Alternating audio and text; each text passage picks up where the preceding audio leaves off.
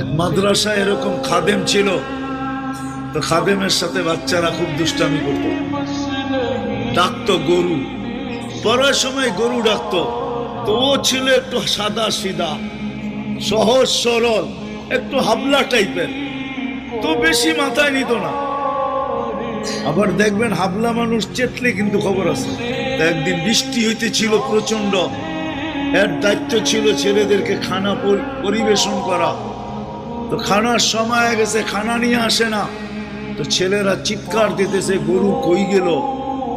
একটু পরে দেখতেছে খানা নিয়ে আসতেছে, তো সবাই চিৎকার দিয়ে বলতেছে ওই গরু এত দেরি করলি কেন। বাস সরল সহজ তো লেগে গেছে মাথায়। মোতামিম সাহেবের কাছে যা বলতেছে চাকরি করব না। কেন? বাড়ি মাদ্রাসায় যেটি পালেন এটি সব দেয়া দাও। সবসময় গরু বলে শোয়া গেছি, আজকেও গরু বলতেছি।